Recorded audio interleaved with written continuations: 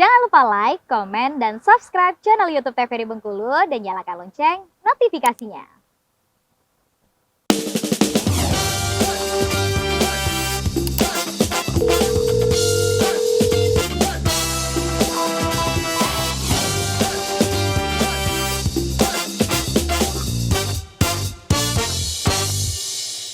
Terima kasih pemirsa, Anda masih setia bersama kami di Dokter Kito. Kita masih dengan tema yang sama, gastritis, masih bersama Dr. Lisda dan juga Dr. Kusan. Dan dokter, tadi kita sudah bahas dok ya, banyak mengenai definisinya, lalu tata laksana dan lain sebagainya.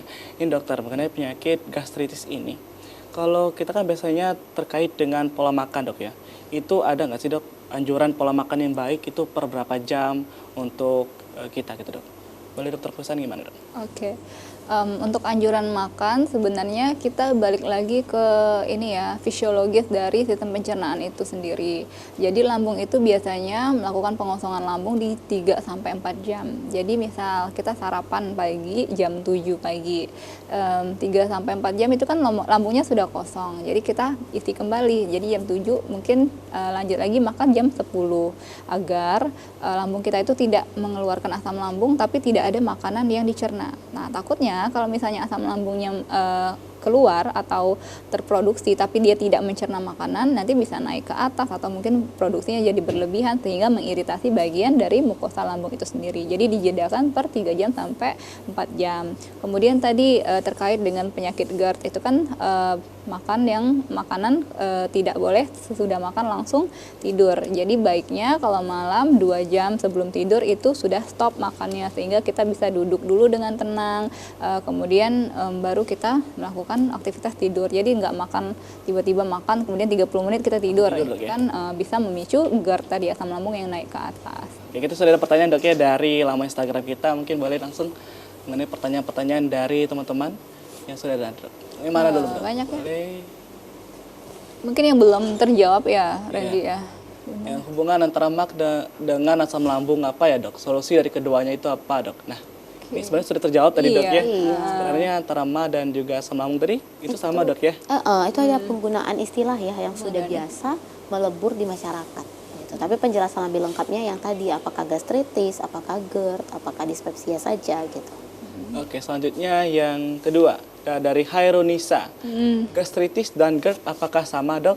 Tadi sudah dijelaskan ya, berbeda. Infeksi gastritis itu peradangan pada bagian lambungnya. Kalau GERD itu asam lambung yang naik dari lambung ke kerongkongan. Jadi ada reflux atau berbaliknya asam lambung dari lambung ke atas atau esofagus ya. Oke, dan yang terakhir dok, ada Pipin_Melisa. Izin bertanya, apakah stres bisa memicu penyakit ma? Ya, jawabannya bisa. Ya, bisa, dok, jadi ya? memang dia akan meningkatkan produksi asam lambung. Nah, oke. Terima kasih buat teman-teman di rumah yang sudah bertanya ya mengenai penyakit gastritis ini. Nah, dok, mungkin ini yang terakhir dok ya. Pertanyaannya, apakah boleh dok penderita gastritis ini itu berpuasa dok? Ini yang paling sering dok ya pertanyaan dok ya. Mau berpuasa tapi takut ini karena penderita ma atau gastritis ini. Gimana dokter Lista? Oke, jadi sebenarnya boleh-boleh saja ya kalau ada memang ada riwayat asam lambung lagi itu pengguna masyarakat awam ya, ada riwayat penyakit di lambung gitu ya, entah itu gastritis, apakah itu GERD ataukah cuma dispepsia sindrom biasa, itu boleh-boleh saja untuk berpuasa. Mungkin nanti akan ada beberapa hal yang harus dinotis, misalnya untuk menu sahur dan menu berbuka yang mungkin harus diatur. Misalnya untuk menu sahurnya itu dihindari makan makanan yang iritatif sehingga tidak memicu terjadinya peningkatan kadar asam lambung. Atau sebelum dari sahurnya itu biasanya sebaiknya mengkonsumsi obat emah terlebih dahulu misalnya gitu ya. Ada beberapa obat-obatan lambung yang mungkin direkomendasikan oleh dokter. Jadi sebaiknya sebelum berpuasa tetap konsultasi dulu ke dokter ya. Jadi obatnya memang sesuai dengan anjuran dokter yang bisa dikonsumsi di pagi hari sebelum sahur gitu. Kemudian juga disetting untuk menu pada waktu berbukanya. Jadi bukan hanya sahurnya aja tapi berbukanya juga.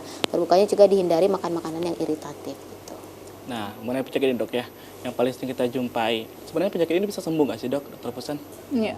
Well, untuk sembuh bisa ya, tapi itu tadi harus ada bantuan juga dari pasiennya. Jadi selain dokternya memberikan terapi yang tepat, yang adekuat, pasiennya juga harus tahu bahwa pemicu gastritis saya ini apa ya? Apakah saya banyak pikiran? Berarti kan harus rileks, harus mengontrol supaya jangan terlalu banyak pikiran, walaupun mungkin agak sulit. Dan juga mungkin pasiennya ingat, saya biasanya minum kopi, belum makan nasi minum kopi, atau minum kopi lebih dari 3 cangkir sehari, atau suka makan makanan yang pedas. Nah, itu juga harus tahu bahwa pasiennya itu pemicunya itu harus sadar dulu pemicunya apa. Jadi dokter memberikan terapi, memberikan perlindungan ya kepada organ-organ tersebut. Nah, dari pasiennya juga mensupport untuk mengontrol pemicunya tadi seperti apa. Jadi kalau misalnya bekerja dengan baik, hand in hand dari antara pasien dengan dokter, insya Allah nanti penyakitnya itu bisa membaik juga. Oke, terima kasih kepada Dokter Lisda dan juga Dokter Pusan hari ini telah memberikan banyak sekali wawasan dok ya mengenai penyakit gastritis ini. Nah, pemirsa di rumah, luar biasa sekali pembahasan kita hari ini. Terima kasih telah menyaksikan dokter kita hari ini.